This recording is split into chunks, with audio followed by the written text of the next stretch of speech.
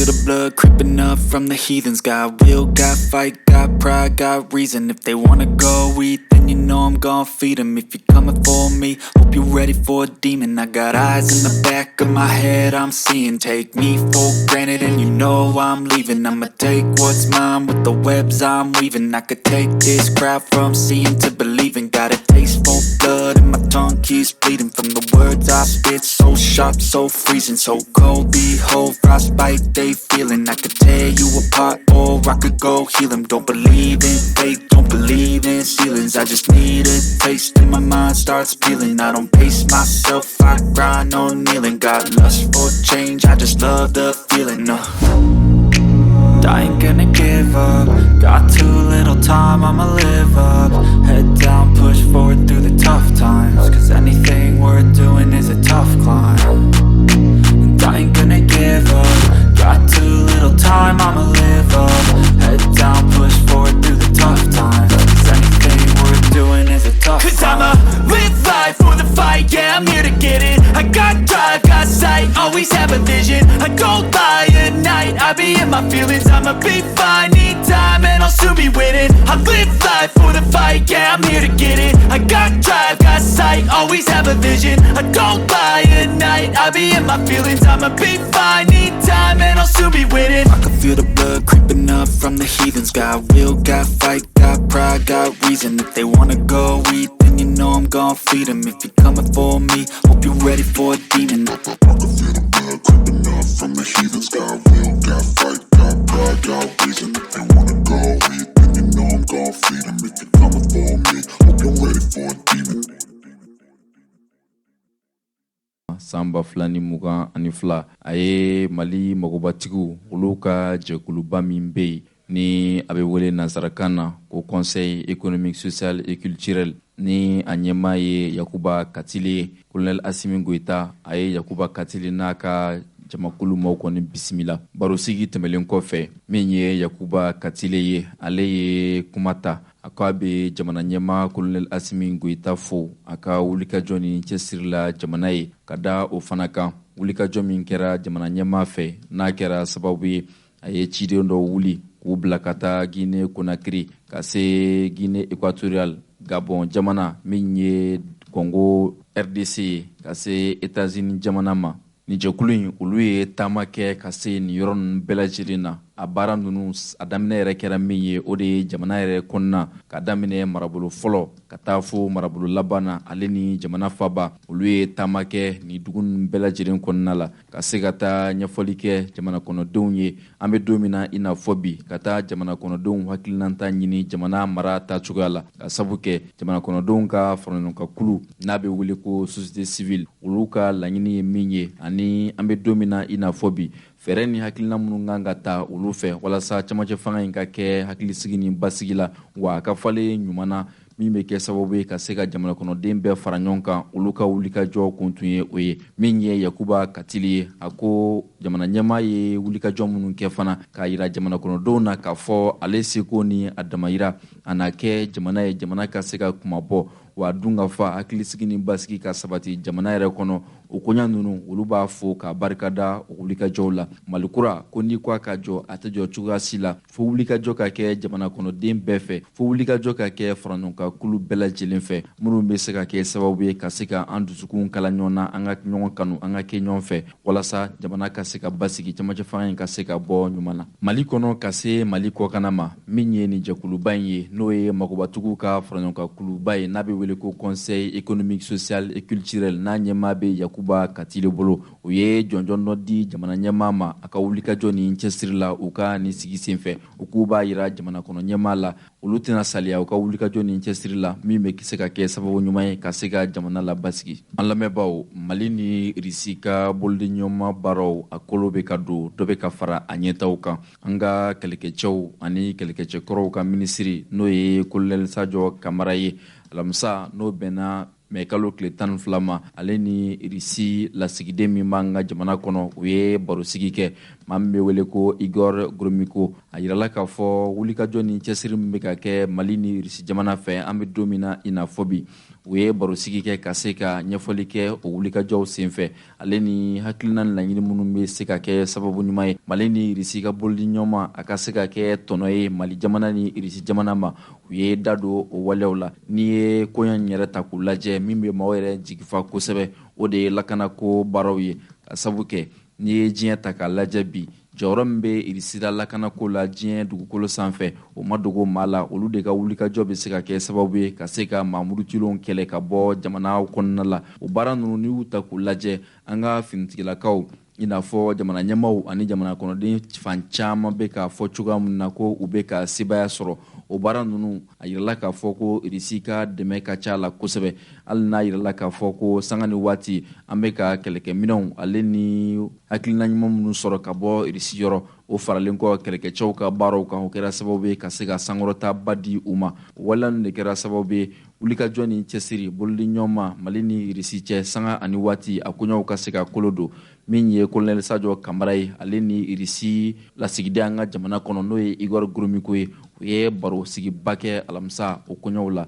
ka tila k'a yira diɲɛma la k'a fɔ an bɛ don min na i n'a fɔ bi jamana fila u na u seko n'u damayira bɛɛ lajɛlen kɛ hakilisigi ni basigi u ka se ka sabati jamana ninnu bɛɛ lajɛlen kɔnɔ an lamɛnbaaw hali bi Mali ka camancɛ fanga baaraw n'i y'a ta k'a lajɛ fɛɛrɛ ni hakilina minnu bɛ se ka kɛ sababu ye ka se ka camancɛ fanga in k'a lataa ɲɛ Colonel Asimi Goita a ka cidenw bɛ taga ni ka segi la diɲɛ kɔnɔ min bɛ se ka kɛ sababu ye hakilina ɲuman bɛ sɔrɔ yɔrɔ yɔrɔ ka se ka jamana kumabɔ o waleyaw ka se ka lasabati an ka finitigilakaw ka ɲɛmaaba ni a bɛ wele ko chef d'état major général n'o ye général de division Umaru Jara ye ale ni jɛkulu dɔ olu ye wulikajɔ kɛ ka bɔ an ka jamana faaba la k'u kunda Uranda kan Uranda faaba n'o ye Kigali ye u bisimilala ye an ka wulikajɔ n'i y'u ta k'u lajɛ fɛn fɛn bɛ se ka kɛ sababu ye Mali ka se ka sankɔrɔta Mali ka taa ɲɛ jamana ɲɛmaaw bɛ ka o sira de nɔbɔ n'i ko Uranda i bɛ se k'a fɔ bi an bɛ don min na diɲɛ kɔnɔ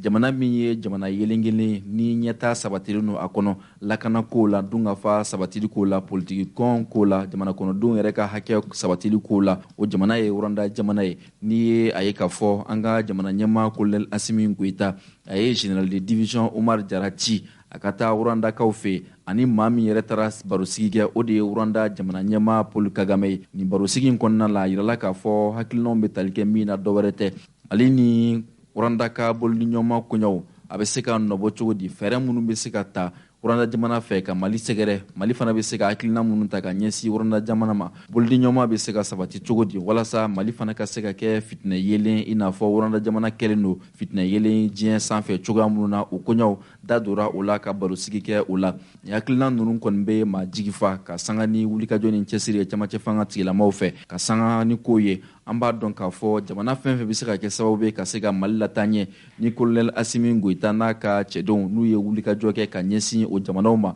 i n'a fɔ Uranda jamana jamana min ye jamana basigi ye jamana min ye jamana tilelen ye mara suguya bɛɛ lajɛlen na nin b'an hakili fa k'a jigiya k'a fɔ nin na kɛ sababu ye Mali kura min bɛ ka jɔ jamana ɲɛmaaw tɛna sariya fɛn fɛn bɛ se ka kɛ sababu ye ka se ka Mali kura jɔ u bɛ ka o baaraw kɛ an b'a jigiya k'a fɔ wulikajɔ min kɛra général de division Umaru Jara fɛ ka taa Urandakaw fɛ ani Uranda jamana ɲɛmaa Paul Kagame u ye baro min kɛ o baro in a jaabi na kɛ Mali kura jɔli jɔsen dɔ ye ko faw ka na Mali kɔnɔ ni Mali kɔ ka faw ka na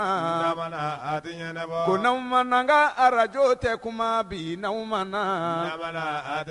ne k'aw ka na ka tiɲɛ fɔ malidenw ye n k'aw ka na ko k'aw ka na tiɲɛ k'a fɔ jamanadenw ye n'an ma na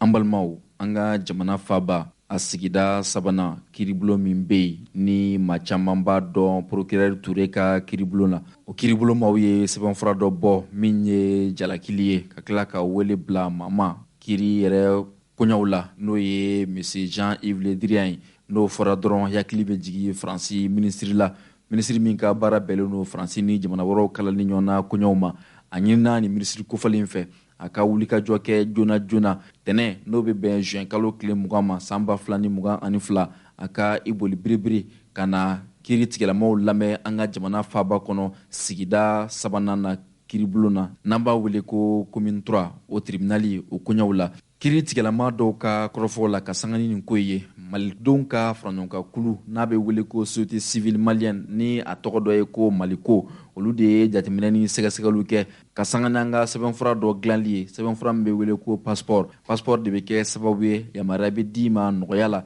ka bɔ jamana ni jamana ka taamaw kɛ ka bɔ jamana la ka taa jamana wɛrɛ la. A yirala k'a fɔ o passeport ninnu dilanli o kɔni koya kun dira Jean-Yves Le Drian den dɔ ma min ma di sira kilenlen yɛrɛ kan. Walaw kɛra san 2015 tuma min na fanga bɛ Ibrahim Boubacar Keita bolo. N'i ye baara ninnu ta k'u lajɛ Faransi cakɛbɔda min bɛ yen n'a bɛ wele ko Ouverture Technologie olu de kɔni ye nin koɲa in kɛ san 10 ɲɔgɔn bɔɲɔgɔnko kɔnɔna la. Olu kɔni tun bɛ ka nin passeport ninnu dilan. Jean-Yves Le Drian a waati kɔnɔna Faransi lakanako minisiriya kɔni tun bɛ ale bolo. Maa caman yɛrɛ y'a jira k'a fɔ a ye a ka se a n'a ka fanga de kɛ ka nin koɲa in kɛ jagoya la. Nka an bɛ don min na i n'a fɔ bi kiiri tigɛlamaw ko olu kɔni bɛ fɛ a kana jamana faaba kɔnɔ Bamakɔ kiiri tigɛlamaw kana a dalakan mɛn ka sanga ni nin ko in yɛrɛ tacogoya ye. Association in n'o ye faraɲɔgɔnkan kulu ye n'a bɛ wele ko Maliko olu ka kɔrɔfɔw la u ko an bɛ don min na i n'a fɔ bi jamana kɔnɔdenw kɔni y'a laɲini k'a fɔ Jean-Yves Le Drian ka ɲininka a dalakan na Mali passeport ko koɲɛw la min bɛ se ka kɛ sababu ye jamana ɲɛmɔgɔw ka se ka faamuyali kɛ. San 2015 sariya min taara septembre kalo tile 25 la ni sariya nimero ye 06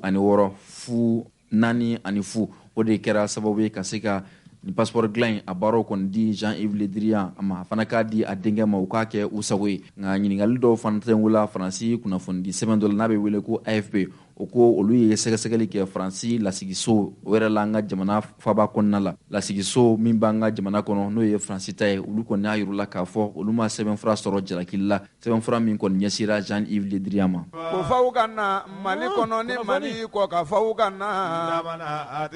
ko n'aw ma n'an ka arajo tɛ kuma bi n'aw ma na. An balimaw an ka farafinna gun sanfɛ jɛkuluba min bɛ yen n'a bɛ wele ko Confidentiel Afrique o ye jɛkulu ye minnu ka wulikajɔ fanga ka bon kosɛbɛ sɛgɛsɛgɛliw la. Alamisa n'a bɛnna mɛ kalo tile 12 ma san 2022 olu y'a jira k'a fɔ Mauritanie tajijoni jɛkulu dɔ bɛ yen n'a bɛ wele ko SAROAL an bɛ don min na i n'a fɔ bi UEMOA jamanaw kɔnɔ sebaya bɛ u bolo olu de ka wulikajɔ ni cɛsiri a kɛra sababu ye Mali ni Guinée ka boli ni ɲɔgɔn taji nasira yɛrɛ fɛ nin jɛkulu in n'o ye SAROAL ye ni Mauritanie cakɛbɔba dɔ don olu de ye taji doni ka bɔ Guinée Conakry ka na n'a y'an ka jamana faaba kɔnɔ ka sanga ni Mali jamana ɲɛmɔgɔw ka laɲini ye ani bolili ɲɔgɔn kɔnɔna la Mali ni Guinée ni ɲɔgɔn cɛ walasa gɛlɛya min bɛ tajiko yɛrɛ nasira fɛ nɔgɔya dɔɔni ka se ka don o la an ka jamana kɔnɔ. Guinée jamana ɲɛmɔgɔw olu kɔni ye bolili ɲɔgɔn la sabati o ni jɛkulu ni ɲɔgɔn cɛ n'o ye SAROAL ye o de kɛra sababu ye nin taji a donna ka na camion 52 ɲɔgɔn bɔɲɔgɔnko olu de ye wulikajɔ ni cɛsiri kɛ ka bɔ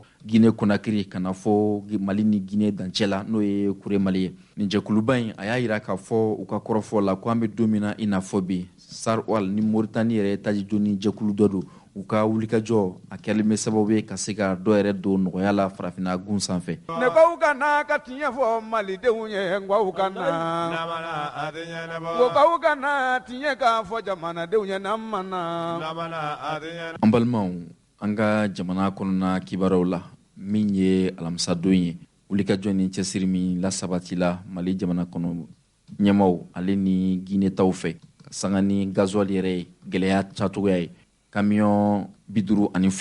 o bisimilala Kure Mali a kɛnɛ kan Mali doyenw olu ka ɲɛmaaba ka se an ka jagokɛlaw ka soba ɲɛma Yusu Bacili olu kɔni sera a kɛnɛ kan ka taa taji in bisimila a kɛnɛ kan Mali jagokɛlaw ka soba ɲɛma Yusu Bacili ale ye dantigɛli kɛ a ye min fɔ seereya la an ka jɛnko lamɛn. An nana Kure Mali sɔgɔmada in na a bɛ kalo dama dɔ bɔ crise dɔ kɛra an ka jamana kɔnɔ embargo fɛ CEDEAO ni UEMOA ye embargo kɛ jamana na fɛn caman sɔngɔ nana gɛlɛya a doni nana gɛlɛya a bɛ kalo kelen dɔ bɔ jamana dɔ bɛ yen Russie o ni Ukraine ni kɛlɛla o kɛlɛlen embargo nana kɛ Russie ka produit caman na pour que a tɛ bɔ ka na Afrique la yan nɔ yanni bi cɛ essence ni gasoil mun bɛ consommer Afrique de l'Ouest la yan nɔ 100 o 100 40 bɛ bɔ Russie la o kɛra gɛlɛya ye ka na ni pénurie ye Afrique de l'Est jamana ninnu bɛɛ kɔnɔ anw ka jamana bɛ taa a ka carburant ta kɔgɔji jamanaw la minnu b'an da fɛ yan mais comme produit ka sɔrɔ ka bɔ Russie ka na yan nɔ a ye pénurie créer yen nɔ fo o yɔrɔ ka faamuya c'est pas lié à l'embargo mais c'est lié aux crises ukrainiennes o kɛlen ka kɛ groupement fila bɛ yen nɔ Mali la wa ko GPP ani GMPP ani ETA ani ONAP ani douane o ye hakilijagabɔ kɛ k'an ka lajɛ ka an bɛ tɛmɛ yɔrɔ min na kɔrɔlen an ka kura wɛrɛ fara kan i n'a fɔ Mauritanie ou la Guinée plus précisément an ka taa produits pétroliers ɲini olu jamanaw ka renforcement k'a la an ni ministre des affaires étrangères ani ministre de l'économie et des finances ani ministre des transports et des infrastructures kalo tɛmɛnen tile 28 an taara Conakry ani ONAP directeur an sira yen dugu jɛra an ni autorités rencontré yen nɔ k'a ɲini u bolo u ka fɛɛrɛ kɛ ka yamaruya di an ka tɛmɛ u ka installation fɛ parce que fo yan anw bɛ dépend trader de la an bɛ produit san trader de fɛ mais a yɛrɛ bɛ fɛ san ka bɔ o hukumu kɔnɔ ka produit san mɔgɔw bolo ka na n'a ye Conakry o courant kelen ka kɛ ani autorité bɛn n'a ka yan nɔ k'u bɛ 4 millions de tonnes di anw ma gasoil la an ni autorité guinéen bɛn n'a kan k'u bɛ 4 millions de tonnes litres di Mali ma pour que an ka na n'a ye autorité tun y'a laɲini k'a fɔ ko n'o nana an k'an jija ko consacrer énergie di Mali la comme aw b'a dɔn énergie mun b'an fɛ yan nɔ u ka courant dilan caman bɛ kɛ ni gasoil ye donc o 4 millions nin n'ale de daminɛna sɔgɔmada na douane directeur général ani ONAP ani service technique bɛɛ ani aw yɛrɛ journaliste k'an bɛna o convoi fɔlɔ kunbɛli kɛ camion 52 de bɔra Guinée mais 48 de sera yan nɔ mais a bɛɛ gasoil c'est destiné à l'énergie de Mali ne ye énergie fɔ c'est parce que a fɔra ko k'a di énergie ma ɲinama kɛ tɔw kɔ ni ala ma don o don da Dakar produit bɛ chargé yen nɔ Abidjan produit bɛ chargé yen nɔ Zender au Niger produit bɛ chargé yen nɔ Cotonou produit bɛ chargé yen nɔ Lomé produit bɛ chargé yen nɔ Ghana produit bɛ chargé yen nɔ ka na Mali la gasoil essence ordinaire ou super carburant plutôt a tɛ k'a fɔ i n'a fɔ nin nana k'a bɛ di énergie ma ko ɲina kɛra tɔw kɔ corridor tɔ ninnu bɛɛ la disposition talen don pour que o produit bɛ continuer ka na État yɛrɛ y'i sen don a la o bɛ k'an dɛmɛ an ka se ka produit sɔrɔ jamanaw fɛ minnu y'an teri jamanaw ye pour que a ka na parce que nin crise mun nalen filɛ nin ye mɔgɔ t'a dɔn a bɛ ban don min na c'est une crise qui affecte tous les pays de la sous-région aw yɛrɛ ɲɛ b'a la crise ko mun ɲɔgɔn bɛ an fɛ yan nɔ fo a ka faamuya c'est pas lié à l'embargo a ɲɔgɔn bɛ jamana caman na hali n'a ma tɔgɔ fɔ aw yɛrɛ b'a ye télé la don o don donc jateminɛ kɛra bi disposition talen don pour que rupture kana kɛ Mali la ka continuer ka na ni produit mun bɛ nalen et ka essence fana ani gasoil ɲini jamana wɛrɛw fɛ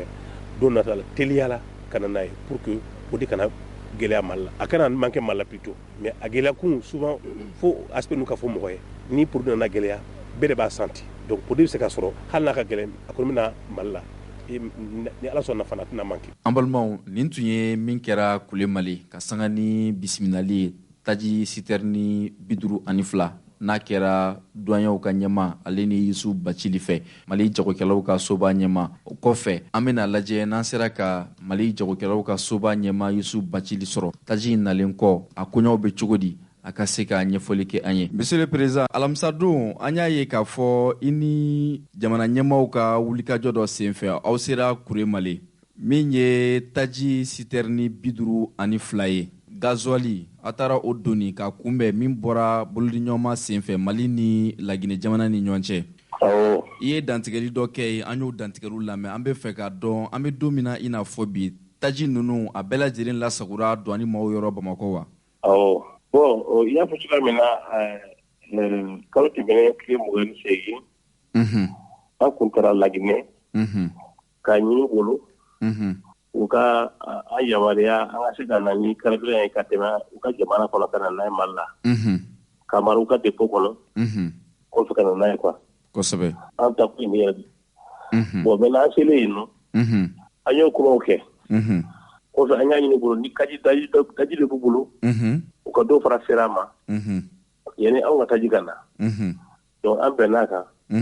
u ye taji 4,000,000 feere anw ma a ka faamuya a ma di dɛ a feerela de an y'a san de o taji 4,000,000 mun bɛnkan mun kɛra 2,000,000 de nana kunun camion 50 ani 2 kɔnɔ kosɛbɛ komi aw b'a dɔn carburant bɛ kosɛbɛ Mali la yan don o don misali la Mali bɛ kosɛbɛ don o don carburant na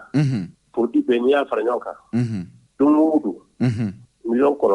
9,000,000 don o don Mali b'o de kosɛbɛ Allahu Akbar gasoil 9,000,000 gasoil carburant 9,000,000 essence gasoil wa fɔ ma ko dedew fiol luru ani pétrole lampa kosɛbɛ ani jet mun bɛ ka avion kɔnɔ n'i y'a fara ɲɔgɔn kan don o don miliyɔn 9 tabarikala o de bɛ consommé mais surtout dɔ bɛ yen i n'a fɔ énergie ale bɛ essence mun consommé don o don a fɔ gasoil kɛ awɔ a taa miliyɔn 1 na miliyɔn 1 don o don énergie b'o de dɔn énergie gasoil la courant soba mais o Mali yɔrɔ bɛɛ dɛ Bamakɔ dɔrɔn tɛ Mali yɔrɔ bɛɛ ta faralen ɲɔgɔn kan u bɛ yɔrɔ bɛɛ u bɛ yɔrɔ Mali la énergie bɛ consommé énergie bɛ courant sɔrɔ fɛn fila la baraji ani groupe bɛ u bɛ étaji k'a la kosɛbɛ bon ne ye mun consommé don o don 1 million ye o ye Bamakɔ ye région 8 9 ani cercle 29 kosɛbɛ awɔ ani arrondissement bi 300 bref Mali yɔrɔ bɛɛ dɔrɔn énergie bɛ consommé don o don a bɛ taa miliyɔn 1 na kosɛbɛ donc Bamakɔ ye a fanba ye quoi maintenant a dabɔra pour que énergie ka capacité renforcer pour que dɔ bɔ délestage la quoi bɛɛ b'a dɔn k'a fɔ nin waati la funteni bɛ Bamakɔ kosɛbɛ a fɔ Mali yɔrɔ bɛɛ sa mais Bamakɔ ta ka jugu n'a ye parce que Bamakɔ kɛlen bɛ ka kɔri ni kuru dɔ ye ani mobili kusiw ni mobili kalaya ni usine o bɛ dɔ fara funteni kan kosɛbɛ délestage kana baraka bonya kosɛbɛ fo ka gasoil sɔrɔ ka k'u ka moteur la kosɛbɛ gasoil tɛ ka sɔrɔ sisan Afrique de l'Ouest bɛɛ la o ye tiɲɛ o ka faamuya o ma lié embargo la o liélen bɛ crise dɔ kɛra kɔsa in na kosɛbɛ Russie ni Ukraine ka kɛlɛ o y'a to produit tɛ ka sɔrɔ kosɛbɛ ka na Afrique de l'Ouest la n y'a jateminɛ fɔlɔ yanni kɛlɛ ka daminɛ taji mun bɛ consommé Afrique de l'Ouest la yan nɔ 100 o 100 50 fo 70 kosɛbɛ a bɛɛ bɛ bɔ Russie la bi kosɛbɛ donc ni o ravitaillement jɔra diyago la a bɛ kɔlɔlɔ se jamana ninnu ma siga t'a la donc Mali dɔrɔn tɛ mɔgɔ mɔgɔ bɛ gasoil consommé fɔlɔ ou bien essence claire ou bien pétrole lampa ninnu b'o Russie la o bɛɛ b'o gɛlɛya la kosɛbɛ a kɛra crise ye monde bɛ a senti Europe y'a senti Afrique y'a senti ani Afrique komi o bɛ sen na État ani chambre de commerce kosɛbɛ ani secteur minnu bɛ pétrole kɛ ka hakilijagabɔ kɛ kosɛbɛ k'a lajɛ a yɛrɛ bɛ se ka essence sɔrɔ nɔnɔ ye diɲɛ kɔnɔ k'a san ka na n'a ye kosɛbɛ pour que ka jamana yɛrɛ bɛ taa ye hali n'a ye mun ye kɔnɔ o bɔra Guinée fɛ mais o t'a yɛrɛ k'a fɔ ko fo essence tɛ ka bɔ Sénégal dɛ don o don essence bɛ ka bɔ Sénégal yɔrɔ minnu na u b'a fɔ Diboli ani Mahinamine a bɛ bɔ Abidjan Ségou fɛ ka taa Sikaso ka na Bamakɔ siga t'a la awɔ a bɛ bɔ fana Burkina fɛ ka tɛmɛ Kori fɛ ka bɔ Hɛrɛmakɔnɔ fɛ olu bɛ essence boli bɔ Ghana kosɛbɛ Lomé ou bien Cotonou ou bien Niger ka don jamana kɔnɔ kosɛbɛ ravitaillement ma jɔ a ma jɔ ko kelen mun bɛ se ka k'a la a bɛ gɛlɛya kosɛbɛ parce que a gɛlɛyara kɔfɛ fo ka tɛmɛ a gɛlɛyara kɔfɛ kosɛbɛ fo ka tɛmɛ prix mun bɛ feere yan ye n'i ye jateminɛ kɛ n'i ye produit ninnu san kɔfɛ i bɛ transport ni fɛrɛw k'a la ani taxiw ka lase Bamakɔ Mali la yan o taxi ka nɔgɔ État bɛ se ka jaa ka taxi kɔ pour que dɔ ka bɔ gɛlɛya la kosɛbɛ mais a dɔw la État jɛra ka taxi kɔ fiyewu o bɛɛ la gɛlɛya bɛ yen n'i ye a kɛ misali la fɔlɔ essence gasoil mobili kelen essence tun bɛ miliyɔn caman sɔrɔ a la taxi la kosɛbɛ bi État an bɛ se k'a fɔ a jɛra bɛɛ kɔ a jɛra bɛɛ kɔ a jɛra bɛɛ kɔ mobili kelen mun bɛ sara la sisan a tɛ se fɔ 20,000 bɔ fɔlɔ buku bɛ sara a la su bɛ ye miliyɔn 8 fo miliyɔn 10 État jɛra o bɛɛ kɔ pour que petit pɔnpu kana yɛlɛ kosɛbɛ parce que an ka réalité an ni jamana caman ka réalité tɛ kelen ye mori bɛ kɔgɔji da la sisan hali n'u y'a san n'a sera ka dugu la ka ban dɔrɔn a nɔgɔyara u bɛ distribution kɛ kosɛbɛ jamana kɔnɔ mais anw fɛ an bɛ taa ta o dugu fana na ka na n'a ye jamana kɔnɔ yan nɔ ka se ka sali ɲini a la kosɛbɛ mɔgɔ minnu bɛ taa n'a ye u ka tɔnɔ d'a kan u bɛ fɛɛrɛ mun k'a la kosɛbɛ o de b'a to ils sont à gɛlɛya kosɛbɛ donc laɲini kɔni ye mun ye awɔ État kɛlen bɛ ka fɛɛrɛ bɛɛ tigɛ ani privé kosɛbɛ essence kana manquer sugu kɔnɔ fɛn min tɛ se ka fɔ kɔni ka bali peut-être a gɛlɛya yɔrɔ awɔ a gɛlɛya yɔrɔ mɔgɔ si seko t'o la o tiɲɛ parce que bi prix min bɛ bi la bi a bɛ diɲɛ bɛɛ de kan a bɛ diɲɛ bɛɛ de kan kosɛbɛ n'i y'a san prix min bɛ yen bi ka transporter ka na n'a ye Mali la yan fɛn fɛn ye 250 ye ani 5 ye a b'o bɔ Allahu akbar parce que prix pɔpɔ min bɛ yan fɛ bi 250 ani 2 250 donc i y'a ye kosɛbɛ gɛlɛya yɔrɔ in kɔni a ma nɔgɔn pour que k'a fɔ ko prix ka se ka nɔgɔya awɔ parce que État fɛn fɛn min tun bɛ État ye k'a fɔ ko sale mun b'a la kosɛbɛ n bɛ dɔw b'a la pour que a ka nɔgɔya mais a dɔw la bi hali ni État ko k'ale jɛra bɛɛ kɔ awɔ i n'a fɔ ko gasoil bɛ yen État ko k'a jɛra bɛɛ kɔ kosɛbɛ o bɛɛ la a bɛ gɛlɛya a faamu nin de kosɛbɛ o di prix mun b'an fɛ yan nɔ a bɛ jamana caman kɔnɔ kosɛbɛ an ka fabiyali nin ye fɛn kelen mun bɛ yen donc f'a ka faamuya jamanadenw k'a faamuya siga t'a la an kɔni b'an seko bɛɛ k'a la ni Ala sɔnna an b'an seko bɛɛ k'a la tabarikala pour que carburant kana banque Mali la inshallah k'o kɛ bɛɛ ka se k'a sɔrɔ kosɛbɛ ni waati dɔ se Ala ka nin gɛlɛya in bɔ o jamanaw la amina yarabi amin pour que an ka se k'a sigi a ɲɛkɔrɔ la kosɛbɛ dɔw ka kɛlɛ o ye dɔw ka kasara ye wallahi o ye tiɲɛ ye voilà an b'o waati de la sisan inshallah ayiwa anbariko ko position o bɛ cogo di aw jagokɛlaw yɛrɛ ka gun yɛrɛ kan anbariko ko in a bɛ cogo di aw yɛrɛ bolo non anbariko ko ye a ma nɔgɔn kosɛbɛ ni mɔgɔ ko gɛlɛya t'a la nkalon don gɛlɛya b'a la dɛ gɛlɛya b'a la ka tiɲɛ fɔ kosɛbɛ mais a bɛ ka baara kɛ n'a ye pour que minɛnw ka na kosɛbɛ parce que CEDEAO anbariko kɛ u y'a fɔ ko dumunifɛnw t'a la awɔ a kɛra ten taji t'a la mais mɔgɔ min jija bi hali mun tɛ taji ni dumuni ye a kana n'a ye awɔ baaraw kɛra baaraw bɛ ka kɛ pour que olu produits ninnu ka don o siga t'a la caman dɔnna fana yɛrɛ mun tɛ taji ye awɔ mun tɛ dumunifɛnw ye mais gɛlɛya b'a la yɔrɔ min na kosɛbɛ minɛn caman tɔ bɛ yen o ba se ka don o ye tiɲɛ don dɔ la o ye senfɛ caman bɛ yan a ma se ka don o ye tiɲɛ o y'a gɛlɛya yɔrɔ ye kosɛbɛ ani dɔw fana ka minɛn mɛnna a ma se ka don donc gɛlɛya kɔni anbarigo gɛlɛya b'a la a mana kɛ cogo dɔ bɛ yen a mana kɛ cogo gɛlɛya b'a la gɛlɛya b'a la fan bɛɛ la kosɛbɛ anbarigo nana waati min na a nana bɛn ni diɲɛ fana gɛlɛya ye siga foyi t'a la donc gɛlɛya kɛra fila ye o fana ye tiɲɛ bon ka kira fɔ crise mondiale an tɛ ka carburant kuma fɔ wa engrais kun bɛ san fɔlɔ 60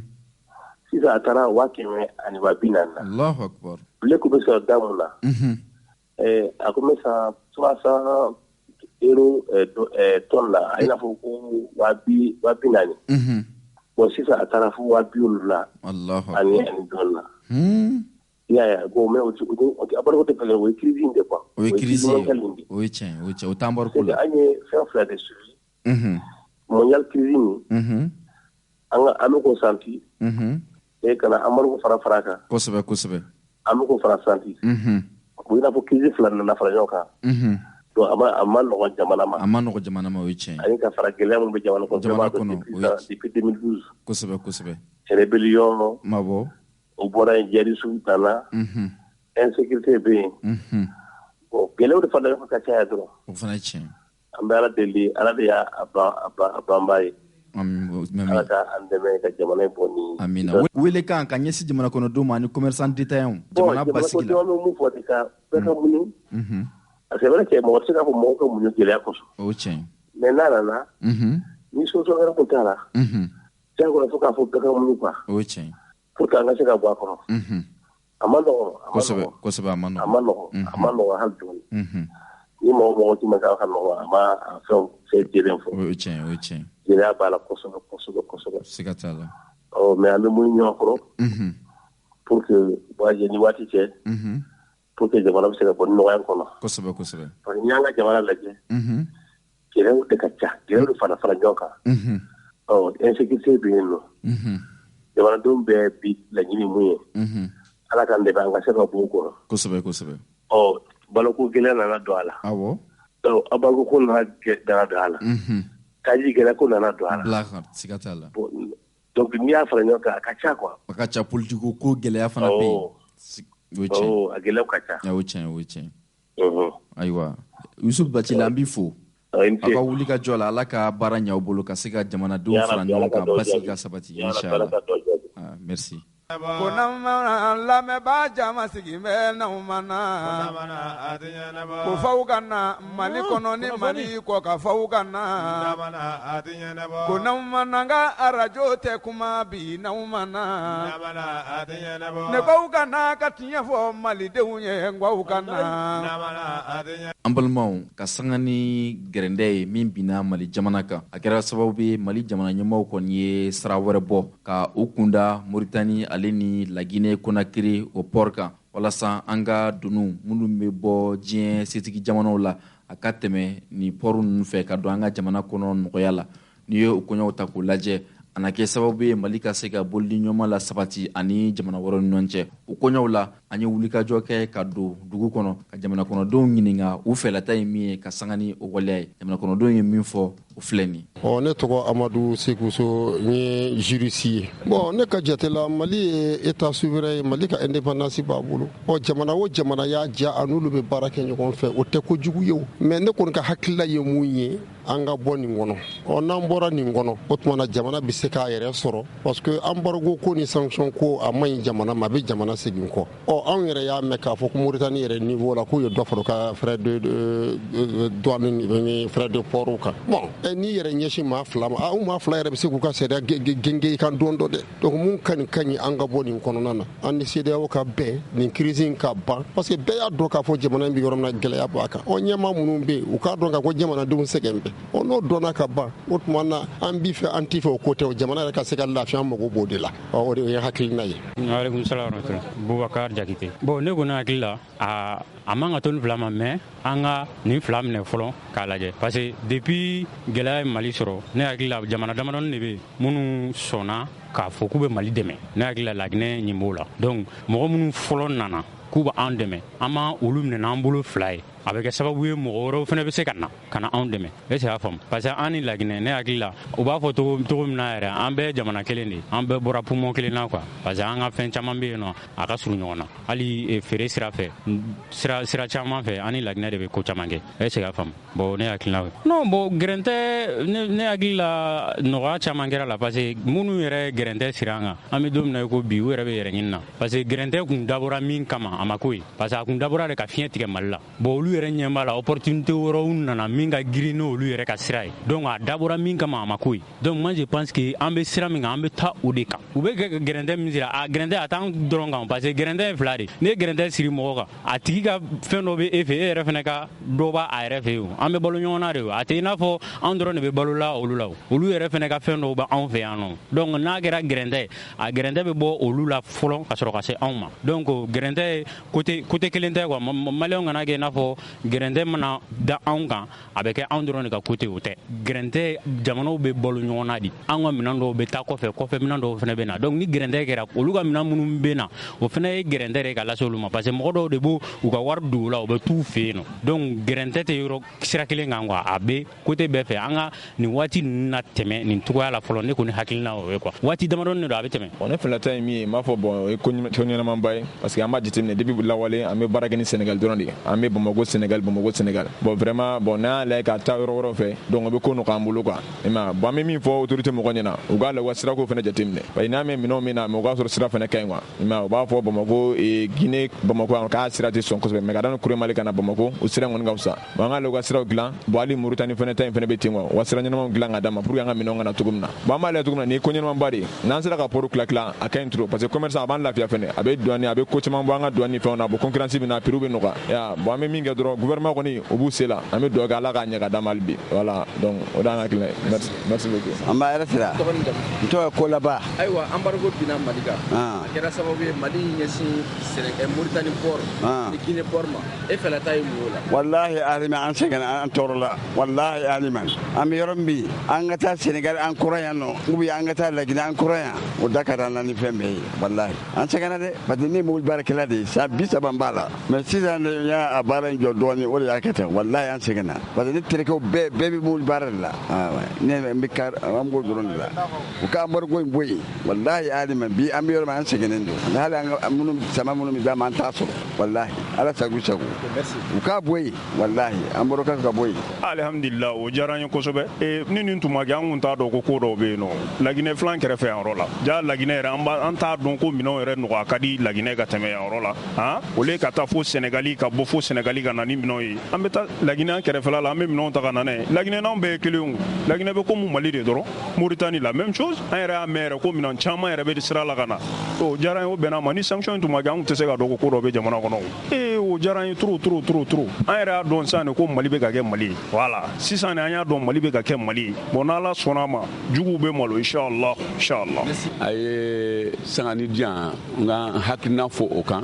a diyara n ye n b'aw fɔ n bɛ maliyɛn bɛɛ fɔ n bɛ min ɲini ala fɛ n bɛ dubabu de don fɔlɔ n bɛ min ɲini ala fɛ Mali ɲɛta ala k'a nɔgɔya Mali bɛ bɔ dingɛ in kɔnɔ cogo o cogo ala k'a nɔgɔya ala ka hɛrɛ kɛ maliyɛn bɛɛ ye sisan n bɛ na i ka ɲininkali la Mali bɛ problème mun na bi problème min don o y'a bi an kan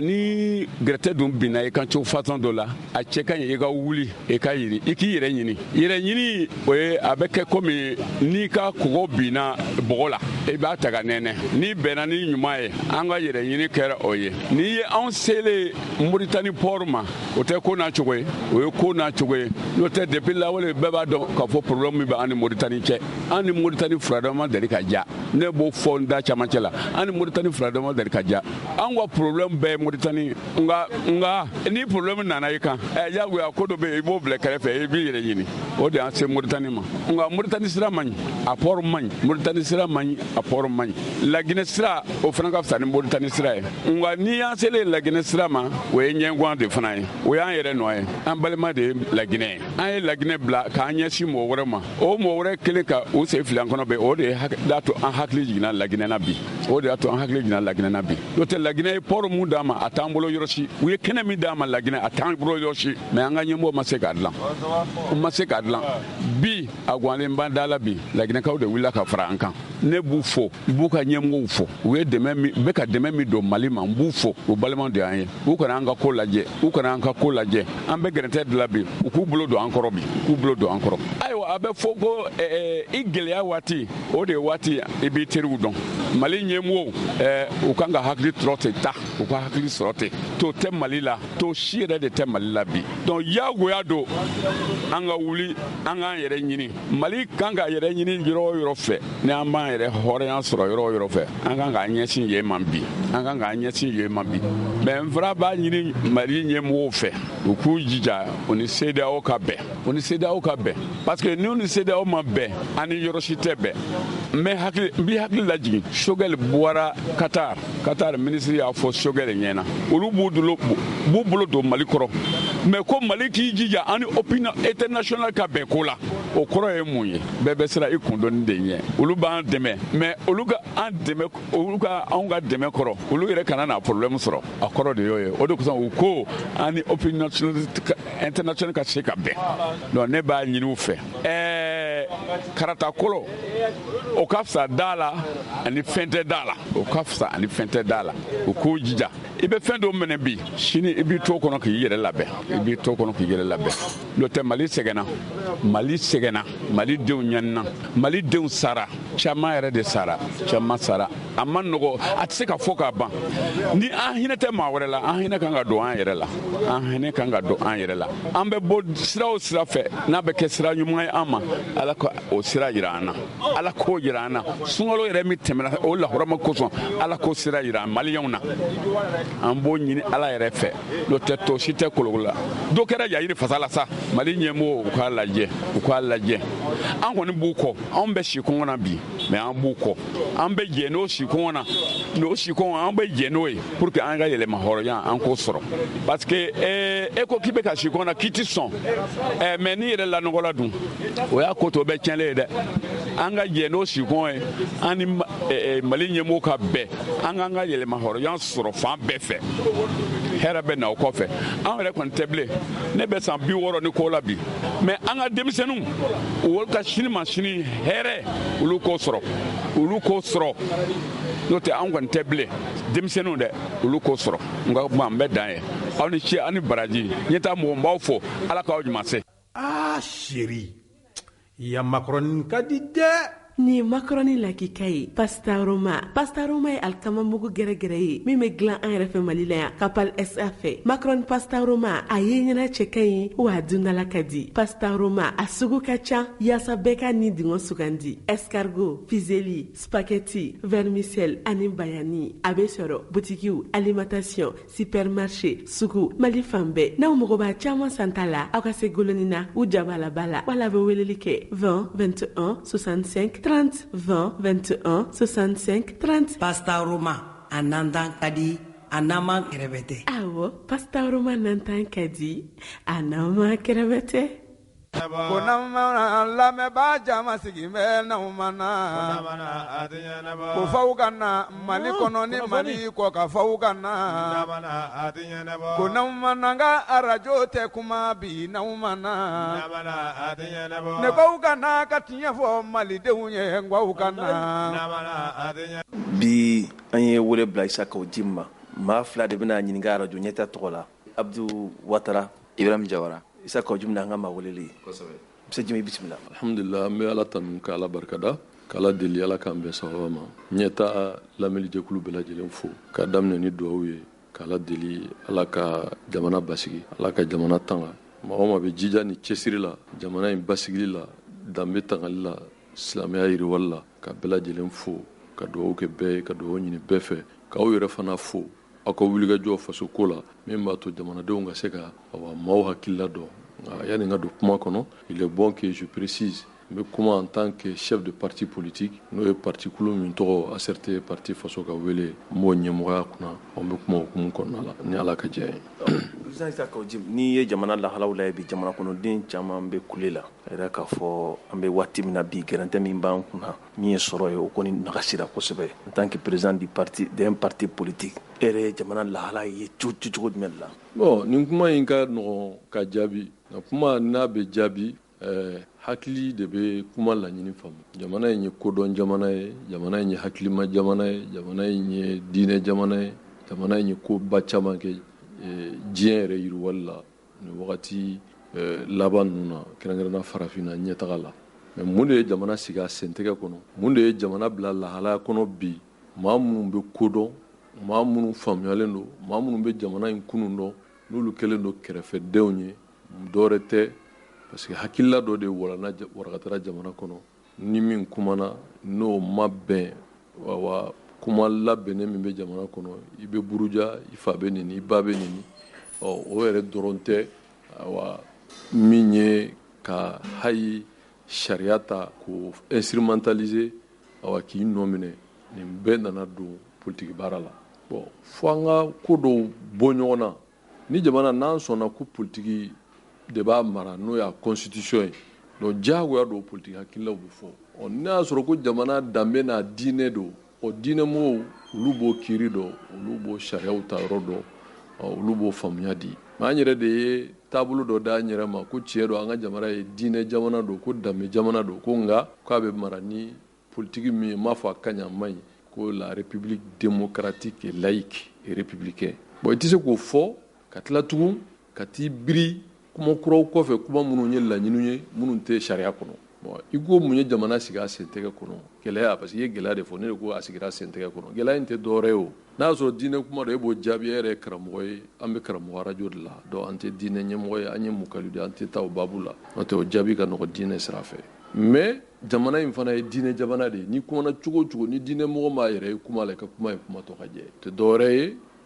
an ko an bɛ jamana min kɔnɔ an y'an disi gosi k'an ye diinɛ jamana ye k'an ye silamɛ jamana ye k'an ye danbe jamana ye fɛn o fɛn haramu kuma ni jogojuguya ni dantɛmɛ mɔgɔ si mɔgɔ t'a la bɛɛ y'a kɛ ko mɔgɔ wɛrɛ ta o tɛ jamana in yɛrɛ ko dɔ ye tugun kuma kura min bɛ jamana kɔnɔ bi n'o ye Mali kura ye bon a kura ye mun ye Mali kura mun kura jamana min ye mara kɛ ka tariku kɛ ka mara kɛ ka kurukanfuga kɛ ka kɔ ɲɛ sɛbɛnnu dɔnniw nana ɲini yan wa Tumutu y'o misaliya dɔ université mondiale tun bɛ yen fo ka taa se empire ni royaume ma n'a nana fɔ subitement nanzara kɛlen ka jamana mara ka taa an yɛrɛ bɛ ka ɲɔgɔn mara san 62 tubabu jate la an ka n'an jɔ tugun ko Mali kura bon n'o fɔra u bɛ mɔgɔw gosi hakili la kura ka bɔ kɔrɔlen in kun ye jumɛn ye parce que jamana ka kuma juru tigɛ dɔrɔn démocratie ko kuma ta dɔrɔn ka na ko kura jumɛn maa kɔrɔw de bɛ jamana kunna ou bien maa kɔrɔw ka baarakɛdenw de bɛ jamana parce que minnu bɛ fanga kuma la bi ni min tun tɛ fanga kɔrɔ ka baarakɛ minɛn ye o yɛrɛ tun bɛ fanga kɔrɔ la jamana min fana don o jamanadenw yɛrɛ u kɔrɔ kunun tun ye jumɛn ye n'u b'a fɛ ka bɔ o la kura jumɛn b'a nɔfɛ hakili b'o tɔ dafa nka politiki sira la gɛlɛya min b'an da la an yɛrɛ ka gɛlɛya don cogo di voilà parce que hayi du bɛ mara ni sariya de ye dugu bɛ mara ni sariya de ye danbe bɛ tanga ni bɛnkan de ye wa diɲɛ yɛrɛ sigilen don sariya de kan n t'a fɔ a ka ɲi a ma ɲi mais diɲɛ sigilen don sariya de kan bon diɲɛ ye sariya mun sigi i b'a to diɲɛ t'a la ou bien diɲɛ b'i kun ci siga t'o la o hali n'o tɛ tiɲɛ ye wa mais mun de sigilen don tiɲɛ kan ni silamɛya don kuranɛ de ye tiɲɛ ye ala kɛra ka sunna de ye tiɲɛ sallallahu alaihi wasallam mais an t'o la o an t'o k'o fɔ an t'o la n y'o fɔ kuma daminɛ na o kɔrɔ tɛ k'a fɔ ko n'o ye o nangari dɛ mais an t'o kan o an ko démocratie laïque république constitution de 92 an yɛrɛ sɔnna ko an ye taabolo dɔ d'an yɛrɛ ma e bɛ se k'o bɔ kuranɛ kɔnɔ n'i y'o fɔ bi b'a ko ye jihadiste o bɛ t'i nɔfɛ e b'o kunu bon donc ni an bɛ min na an k'o assumer an ko diɲɛ ye min ye k'an sɔnn'o ma ko démocratie o de b'an ka constitution kɔnɔ bon démocratie ye fanga ta sira fɔ a y'a mara sira fɔ ni gɛlɛya nana a kan ka dilan cogo min na an bɛ bɛnkan dɔ k'o kɔnɔ pour que ka se ka a bila a nɔ na parce que jamana in gɛlɛya tɛ dɔwɛrɛ o fanga de bɛ firi ni fanga firila ko ka fanga kura sigi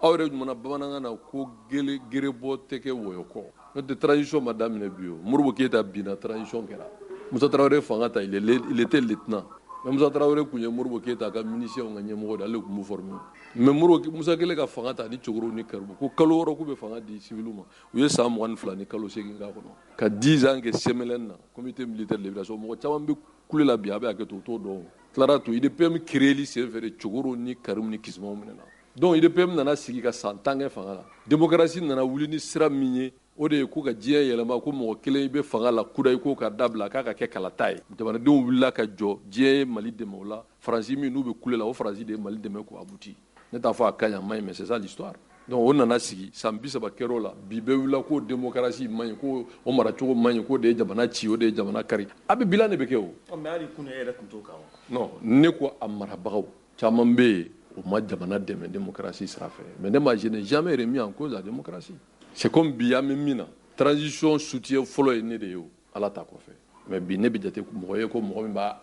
contre la n t'a contre la o mais sira min taara n ma n yɛrɛ y'o de la o de ye nata kaso la ma suyɛni kɛ ma jɛnɛya kɛ ma jamana nafolo dun bon n y'a fɔ de n ko n'an ni diɲɛ kunkarila ɲɔgɔn n'an ni diɲɛ kɛlɛla n'an y'an ko don diɲɛ ma an bɛ coro bɔda t'an bolo u ko non ko nin ye fasoden jugu a y'a minɛ a ka datugu bi ni mɔgɔw ye tiɲɛtigi ye ni tiɲɛtigiw de don tiɲɛ tɛ kɛnɛ kan bi yan. mais président n'i ye jamana i ko Mali kura taabolo kura dɔw bɛ ka kɛ jamana kɔnɔ bi maa bɛ se k'a fɔ k'olu man ɲi wa min ye k'a fɔ jamana k'i jɔ i yɛrɛ la k'a fɔ waleya dɔw tun bɛ ka kɛ an marabaa jɛkuluw fɛ yen danbe ka sigi olu la bi o tɛ ɲɛtaa ye jamana ma wa. danbe yɛrɛ kɔrɔ ye mun ye Mali yɛrɛ danbe ye jumɛn ye danbe tigiw bɛ yen a y'olu ɲininka ko Mali danbe ye jumɛn ye n'an taara diinɛ kunda o kuma jɛlen don n'an taara ayi adamadenya kunda mɔgɔw sɔrɔla min ni jamana yɛrɛ bɛ waso n'o ye n'o b'an yɛrɛ ka bɛnkanw kumaw kɔnɔ un peuple un but une fois min n'o fɔra mais kuma in lasulu bɛ taa yɔrɔ min bɛɛ b'a dɔn n ko Babɛma ni cɛba ninnu de y'a fɔ ko saya ka fisa malo ye mais olu ta tun tɛ diinɛ ko ye o Babɛma tɛ diinɛ ko la cɛba tɛ diinɛ ko la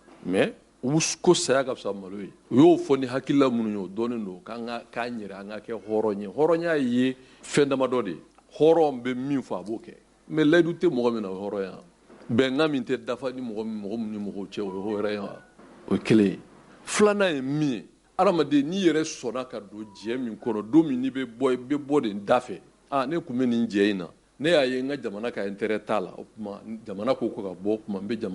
jamana engagé a bɔli la mais anw bɛ gɛlɛya min kɔnɔ bi n ka a sɛbɛn fɛn o fɛn bɛ yen anw de y'an bolo don a bɛɛ la ko anw ye o tɔnden a dɔw yɛrɛ bɛ anw yɛrɛ de y'a membre fondateur ye n'i donna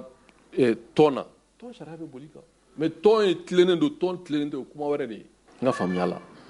bon n'i donna tɔn sariya la n'i ma tɔn sariya labato ni tɔn y'i ɲangi mais i yɛrɛ de yɛrɛ ɲangi anw bɛ tɔɔrɔ min kɔnɔ bi an yɛrɛ ka tɔɔrɔ de sennen don an bɛ bi deli la diɲɛ bɛɛ kɛra o seere ye an taara Togo ko ka taa deli kɛ mais Togo ye Faransi ka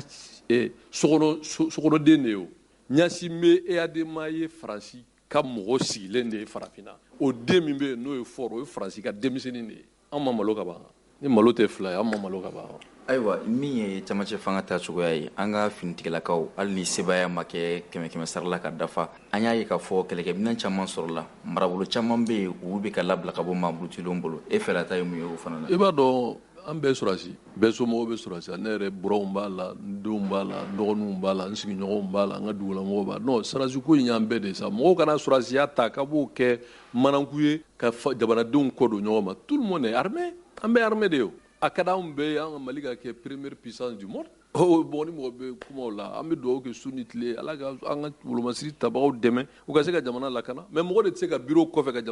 jamana dogo kalon do ka jamana problème dogo non n'i ko jamana problème i n'a fɔ jamana problème ye min ye bi jagokɛla bɛɛ bɛ ka ŋunuma jamana problème ye bi min ye maa joli bɛ min ka baara tiɲɛna jamana problème ye mun ye bi denmisɛnnin joli bɛ yen baara yɛrɛ tɛ ɲini yɛrɛ kuma tɛ ka sɔrɔ jamana problème ye min ye cikɛ n'o ye sɛnɛ ye o bɛ ka ɲɔngiri jamana problème ye ani diɲɛ cɛ tagama o nagasira jamana problème ye nafolo minnu tun bɛ bɔ diɲɛ kɔnɔ ka na anw ka jamana n'a fɔ investissement o jɔra ni nin bɛɛ jɔra o tuma anw bɛ taa min anw y'o de fɔ y'an minɛ k'an don kaso la k'an datugu n'o tɛ anw ma taa kaso la an yɛrɛ ka intérêt personnel kan ne y'a ye ni mɔgɔw ye kodɔnna de ye mɔgɔ bɛ faga kɛlɛ de n'i t'a la mais mɔgɔ tɛ kɛ faga kɔnɔ ka faga jalaki o daminɛna ne de la parce que anw bolo an donna ni ŋaniya dɔ de ye an y'a fɔ kuma in kɔnɔ depuis bi tɛ n ka m'an bɔ yɔrɔ dɔn o de y'a to an kun kɔrɔtalen bɛ bɛɛ lajɛ donc vraiment o kuma min bɛ fɔ o ye de ye tubabu b'a fɔ il faut pas que l'arbre cache la forêt u bɛ nin de fɔ ka jamanadenw gosi hakili la ni min ko i bɛ kuma la u bɛ taa article ta k'i datugu ou bien u b'a fɔ ko non fasoden jugu non mɔgɔ si tɛ faso in fɛ ka tɛmɛ an kan n'an bɛ waso yɛrɛ an somɔgɔw ka ca u somɔgɔ ye an ka sɔrɔ ka ca u sɔrɔ ye ala ka nɛɛma don waso tɛ an muso ka ca u muso an denw ka ca u muso an bɛ se ka bila jamana contrôle la cogo di. I bɛ ka kɛlɛ min fɔ ni i da bɔra la bi est ce que o tun tɛ kɛlɛ personnel ye e yɛrɛ bolo wa. non kɛlɛ personnel tɛ sa parce que mɔgɔw bɛ mɔgɔ ko kɛ mɔgɔ ko de ye kɛlɛ personnel bɛ ni mɔgɔ cɛ wa non kɛlɛ personnel ça veut dire que ma jamana ko faamu parce que le personnel i bɛ n sen kan i bɔ n sen kan mais ne kun b'a la don min ko ne da bɛ fanga la de n da de kun b'a la a tɛ ko misi associé n da yɛrɛ de kun b'a la n bolo b'a la n sen b'a la donc u bɛ se ka kɛlɛ personnel cogo di a bɛ mɔgɔ minnu tɔgɔ fɔ ne b'u dɔn kabini u ma kɛ ministre ye fo k'u kɛ ministre ye fo k'u bila fanga ɲɛmɔgɔ ne b'u dɔn mais adamaden a ka fɔ karisa kɔni anw kun b'a faamu ou bien an ma sɔn a ye mais wagati nana jira an na k'a fɔ tiɲɛ yɛrɛ la hakilila min kun b'a la hakilila ɲuman ou bien tiɲɛ don mɔgɔ si ka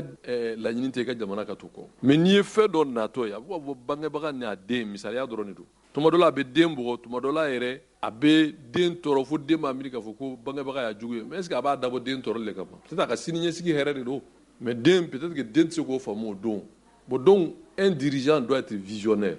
un dirigeant n delila k'o kuma fɔ mɔgɔ minnu bɛ révolution kuma fɔ k'u bolo kɔrɔta révolution kɔrɔ ye mun ye tubabukan de tɛ an t'a fɔ bamanankan na ko an kun bɛ lahalaya dɔ kɔnɔ n bɛ un changement radical mais Mali changement radical ye jumɛn ye an k'o fɔ ɲɔgɔn est ce que an bɛnn'o kan parce que jamana in i tɛ se ka jamana in mara ka diinɛ ko bɔ a la i tɛ se ka jamana in mara k'an ka danbe ko bɔ a la i tɛ se ka jamana in mara ka sɔrɔ nasira n'o ye jago bɔ a la n'i ye jagokɛla bɔ jamana in kɔnɔ bi jamana ko tɛ ban minnu y'a ɲini k'a fɔ k'u bɛ jagokɛlaw bila u kɔ première république la a ko labanna cogo di. sisan an y'a ye k'a fɔ bolodiɲɔgɔnma min tun bɛ Mali ni Faransi cɛ a b'aw ɲɔngiri la Mali ye bolo mɔnɛ bɔ jamana wɛrɛw nɔfɛ i n'a fɔ Russie hali min ye Turki u bolodiɲɔgɔnma dɔw bɛ ka lasabati Mauritanie port fana an ka baaraw daminɛ ani Guinée taji dɔw yɛrɛ nana kunu e fɛlata ye mun ye o baara ninnu. c'est à dire que nin bɛ ko bi maraba yaasa dɔn de quoi ku maraba yaasa ni silamɛya dɔ haramunen don ni danbe don nafa t'a la an ka tiɲɛ fɔ jamanadenw ye sa. ne ye jagokɛla ne somɔgɔw bɛ jago ne bɛ jago dɔn jagokɛla kelen bɛ se ka na ni citerne 100 ye kalo kɔnɔ a b'a di station ma 2 semaines o b'a sɔrɔ a banna mais ne ta 50 citerne c'est quoi c'est comme dɔrɔn i nana mɔgɔ fana a ka dumuni kɛ ka ɲɛ tile kelen jamana tɛ mara n'o ye sa jamana bɛ mara ni fɛn min ye o ye une politique min b'a to jamana bɛ se ka a ka autonomie sɔrɔ ka sɔrɔ a bɛ se ka s'a yɛrɛ kɔrɔ mɔgɔw b'a fɔ ko lakana c'est un tout lakana ye fɛn bɛɛ secteur bɛɛ don mɔgɔw bɛ min hadamaden n'a ka sɔrɔ la personne est leur bien jamana dugukolo lakanani jamana sɔrɔ lakanani jamana baara lakanani jamana investissement lakanani jamanadenw ka kɛnɛya lakanani nin bɛɛ de bɛ jate lakana dun ka fa sabati a fɔ nin bɛɛ ma ko lakana mais malheureusement mɔgɔ caman t'a bɔ ɲɔgɔn na n'i ye Mauritanie port fɔ mais n'a y'a sɔrɔ an tun bɛ Mauritanie port labɛn a tun bɛ labɛn ka sɔrɔ an tɛ kɛlɛ de kɔnɔ n'an tun bɛ Laginɛ port labɛn a tun bɛ labɛn ka sɔrɔ an tɛ kɛlɛ kɔnɔ a bɛ fɔ de ma diversifier nos sources de ravitaillement port sec daminɛna yan nɔ depuis ATT wagati la tɛ nin ye n'i bɛ taa Jelibugu sira la a kun ye mun ye ka se ka fɛn caman n'a mago b'a la ni remorquetigiw nana ni citernetigiw ka se k'a doni jigi o b'an dɛmɛ ka sɔrɔ an mago bɛ fɛn mun na a ye ni crise kɛra o yɔrɔ la Côte d'Ivoire crise kɛra wagati min na de ATT o hakilila sɔrɔ donc mɔgɔ n'i b'a fɛ ka k'i yɛrɛ ye san 40 san 100 baaraw de don mais ka n b'a fɛ fanga ka to n bolo ka kɛlɛ tigɛ ka jamanadenw hakili suɲɛ ka tila tugun k'o ta k'o kɛ gafaga ye k'o yira diɲɛ na o tɛ jamana jɔ baara ye o parce que n'i bɛ jamana jɔ n'i bɔra gɛlɛya dɔ kɔ i bɛ fɛn de kɛ min ka fisa i tun bɛ gɛlɛya min na donc bi anw bɛ komi n'a fɔ minnu bɛ marabaya sa dɔn na lamɛnnikɛlaw ka hakɛ to silamɛ radio don donc il faut pas que an kana ɲɔgɔn denmisɛnninw ɲɔgɔn an kana ɲɔgɔn bloquer quoi an ka segin tiɲɛ ma ni diinɛ la fo ka tuubi komi diinɛ ko tɛ an ni diɲɛ ka bɛn an ka se ka an yɛrɛ labɛn an ni jamanadenw an ka lajɛ an ka hɛrɛ bɛ min na a bɛ fɔ ma tubabuwa une politique à court moyen long terme an k'o boloda k'i toro fanga kan ka sɔrɔ ala ma fanga d'i ma ni a sariya sira ye n'o y'an ka bɛnkan sira ye n'o ye constitution ye n'o ye démocratie ye fo k'i bugu fanga kan ni marifa ye wagati ko de ye koyi o tɛ avenir t'o la wa o tɛ se ka jamana batigɛ jamana ye n'i y'a ye gɛrɛndɛ fɛn fɛn b'an da la dɔwɛrɛ tɛ fanga min bɛ ka mara tɛ ka mara ni tiɲɛ de ye maintenant pour que mɔgɔ kana kuma a bɛ f'i ye dɔrɔn ko l'armée monte en puissance i b'i daminɛ n'i ye dɔwɛrɛ fɔ o b'i minɛ k'i datugu mais ni jamana jɔ baara ye wa. Isa Kawujima aw ye kɛlɛ min kɛ kununko n'a kɛra sababu ye fanga kɔrɔ binna ni mɔgɔ min e ɲininka bi laɲini min tun b'a la o kɛlɛ la sabati dɔw kɛra nin waati in na a kɔnɔna na. laɲini de ma kɛ sɔrɔ fɛ laɲini kun ye mun ye ko bonne gouvernance laɲini kun ye mun ye ko élection ka kɛ jɛlenya la laɲini kun ye mun ye ko école karamɔgɔw ka article 39 ko ka waleya laɲini kun ye mun ye ko bɛn ka kɛ jamanadenw ni ɲɔgɔn cɛ k'an ka se k'a ye insuffisance min b'an ka jamana sariyaba la n'o ye constitution ye n'a bɛ lahawla fanga ba ta ka di mɔgɔ kelen ma ko k'a lajɛ ka hakilijakabɔ ko la ka constitution kura kɛ nin de tun ye laɲini ye bon o laɲini fana na an ni diɲɛ kumana de o an ni diɲɛ kumana o diɲɛ kuma in de o de ye communauté internationale ni CEDEAO ye ka fɔ fanga firila tiɲɛ don nka kalo 18 dira an ma sigikafɔ kɔnɔna la ko kalo 18 kɔnɔ an yɛrɛ ye charte dilan ko tuma o baaraw bɛ waleya o baaraw de ma se ka waleya o kun ma fɔ jamanadenw ye an munumununa kogo kɔfɛ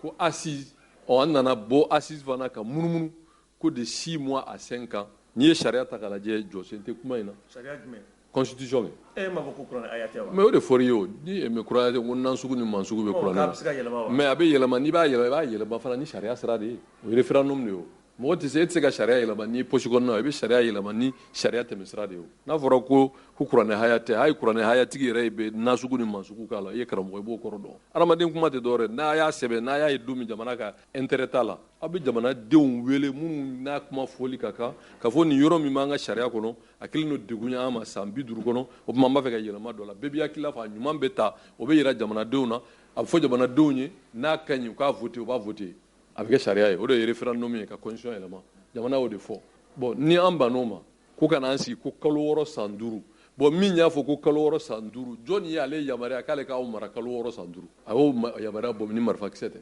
donc o tɛ ɲɛ o an bɛnna de ka fɔ ka danaya da olu kan olu tɛ politiki tɔn ye olu ye an bɛɛ ye parce que u bɛ kulu min kɔnɔ o ye wolomasiri tabagaw ka kulu ye donc u k'an dɛmɛ komi a tɛ y'a kɛ cogo min ka bɛɛ fara ɲɔgɔn kan an ka se ka ba tigɛ ko ɲuman n'o nana kɛ ka o kuma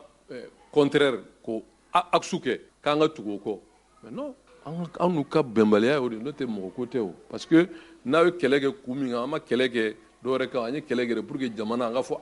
tiɲɛ yɛrɛ la maliyɛnw k'u ɲɛ jɔ maliyɛnw na ka fɔ tiɲɛ la maliyɛnw ye wuli ka bɔ min kɛ dɔw ni tora dɔw joginna pour que jamana tacogo ka ɲɛ o fisara ni IBK ta ala ka hinɛ la o de ye laɲini ye o mais bi i bɛ se ka kɛ de dɔrɔn ko i tɛ tiɲɛ fɔ n'o tɛ bɛɛ b'a dɔn k'a fɔ i bɛ ka fɔ an minnu y'a kɛlɛ tiɲɛ yɛrɛ la bi n'a tora nin cogo kɔnɔ on a regretté pour que IBK est parti. E fɛ porte de sortie jumɛn? Porte de sortie tɛ yen o. Jamana kan ka taa o sira fɛ n'an bɛ lafiya. Ala kama ko yɛrɛ tɛ bilahi an bɛ taa nanzara ka sira fɛ. Nanzara jumɛn? Communauté internationale ni CEDEAO kɛ moyen t'a la an bɛ taa yen sira wɛrɛ tɛ yen. Ne de taara n'aw ye Togo wa? Aw bɛ yaala la aw yɛrɛ ka journaliste min bɛ kunnafoni di diɲɛ bɛɛ ye o b'a fɔ ko aw bɛ yaala la CEDEAO jamanaw la bi k'u k'a kɛ Ala kama aw ka bɛn yan. Ne de y'o fɔ wa? Bon donc ni aw y'u kun y'o dɔn munna n'u ma bɛn ka sɔrɔ gɛrɛndɛ t'a la. N ko de ko non ko san 14 plan de riposte b'an bolo ko Mali bɛ bɔ CFA la Mali bɛ bɔ CEDEAO la Mali bɛ bɔ nin na Mali y'a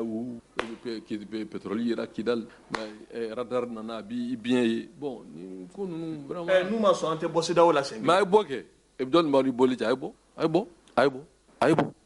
Président i ka kuma laban ye jumɛn ye? An m'an bɔ yɔrɔ dɔn an bɛ dugawu de kɛ Ala ka kosegin di bɛɛ ma jamana in mago bɛ a den bɛɛ la kuma min b'u da ko jamanaden ɲuman jamanaden jugu o tɛ tiɲɛ ye dɛ an bɛ fanga la an tɛ taa o de b'u bolo mais jamanaden bɛɛ bɛ jamana fɛ parce que ni jamana kuma ye de aw bɛɛ ka na hakili la fɔ jamana bɛ ɲɛ cogo jumɛn na ni bɛɛ y'o fɔ o bɛ yɛrɛ jamanadenw na par voie référendaire ni jamanadenw y'o valider o ye jamanadenw ka bɛnkan ye mɔgɔ bɛ foroba kɛnɛ sigi de pour que hakilila ɲumanw ka ta ka baara kɛ n'a ye mais mɔgɔ tɛ fɛɛrɛ kɛ ka mɔgɔw gosi hakili la ko jamanadenw bɛnn'a kan jamanaden ɲuman bɛnn'a kan ko fanga ka t'olu bolo o tɛ yen o tɛ se k'o fɔ o. E de ma taa n'o tɛ Asisi kɛra yan. Yala n bɛ min f'i ye hali sini ni fanga b'i bolo marifa b'i bolo jamana nafolo b'i bolo n'i ko mɔgɔw ka bɔ minnu ka intérêt b'a la o bɛ bɔ jagokɛla fɛn o fɛn bɛ yen ni laadiri dɔ bɛ yen n'i ko k'a ka bɔ ka taa ko ka nin transition soutenir a tɛ taa minnu bɛ siran ka taa kaso la olu bɛ se ka taa minnu ye dɔ kunu a ko la ou bien minnu natalen don n'o tɛ mɔgɔ si tɛ yen k'i wakali sigilen don Ala la k'i b'i ka jago kɛ i tɛ namara la i tɛ yuruguyurugu i bɛ se k'i daminɛ de ka sira politique ko i kana taa. E ta ye politique kɛlɛ de wa ou bien e ta ye jamana ko de politique kɛmɛ la 90 mais fanga 8 bɛɛ y'a jira k'a fɔ bi an kan ka transition soutenir. O tɛ tiɲɛ i m'o sondage kɛ wa kuma yɛrɛ tɛ tiɲɛ maliyɛn si m'o fɔ maliyɛn bɛɛ ko bi an ka fɛɛrɛ ka bɔ an ka bɔ nin gɛrɛnɛ in kɔnɔ ni ye maliyɛnw ɲininka bi an tɔɔrɔla an sɛgɛnna an bɛ se ka bɔ nin lajaba in kɔnɔ cogo maliyɛn ka problème ye nin de ye maintenant pour que maliyɛn kana kuma a bɛ f'i ye ko l'armée monte en puissance i b'i daminɛ n'i ye dɔ wɛrɛ fɔ o kɔfɛ u bɛ t'i datugu parce que n'i ko bɛ kuma wɛrɛ fɔ o kɔfɛ i b'i datugu bɛ dogo ou bien i bɛ jamana bila n'o tɛ a tiɲɛ y'a ɲuman ye n'o tɛ ni lafiya kɔni bɛ yen n'a y'a sɔrɔ kuma min bɛ fɔ n'o ye tiɲɛ hadamadenw ka lafiya de bɛ jidi bi min bɛ fɔ ani min bɛ sen na bɛɛ t'a dɔn k'a fɔ komi n'a fɔ sanwó-olé dugukolo wa mais a tiɲɛ t'a la tiɲɛ tɛ se ka fɔ voilà aw yɛrɛ ka mɔgɔ dɔ y'a fɔ o y'u dɛmɛbaga dɔ ye avocat dɔ tɛna tɔgɔ fɔ ko marifa juguru de bɛ yen marifa juguru fana ye wagati ko de ne ye kuma in fɔ bilahi lezi la ilaha illa huwa ni kalo jɔra a bɛ sa mais o kɔrɔ ye min ye t'o dɔn n ye karamɔgɔ de ye kalo kɔni mana jɔ a bɛ sa yala an bɛ Ala de deli a ka sa hɛrɛ la inshallah an bɛ dugawu kɛ Ala ka jamana kolo suma minnu fatura Ala ka hinɛw la minnu man kɛnɛ Ala ka kɛnɛya da n'u ma gɛlɛya bɛ minnu ka wilibaga ye Ala ka wuli sɔrɔ bɛ minnu fana bolo Ala ka sɔrɔ in kɛ hɛrɛ ye jamana ye aw yɛrɛ fo aw minnu kɛra sababu ye n ka hakilila fɔ ACRT parti faso ka wele tɔgɔ la. ko n'an lamɛnbaa jama sigi bɛ n'aw ma na ko faw ka na Mali kɔnɔ ni Mali kɔ ka faw ka na ko n'aw ma na n ka arajo tɛ kuma bi n'aw ma na ne k'aw ka na ka tiɲɛ fɔ malidenw ye n k'aw ka na. An balimaw opération espoir fama ni o fɔra dɔrɔn hakili bɛ jigin wulikajɔba la a bɛ kalo kelen ni kɔbɔ min kuma kɔni durula jamana kɔnɔ yɛrɛwolo de b'u sirilen par ka se jamana kɔnɔ faraɲɔgɔnkakulu caman minnu ye wulikajɔ kɛ ka fini dɔw yɛrɛ bɔ hakilina nin tun tɛ dɔwɛrɛ ye Mali finitigilakaw ka sanga ni jamana mara ta cogoya ye u bɛ se ka dɛmɛ cogo di k'u hakili k'a lami u ka wulikajɔ ni cɛsiri ale ni Faransi bɛ baara jugu min na Mali kɔnɔ dansigi ka kɛ o waleya la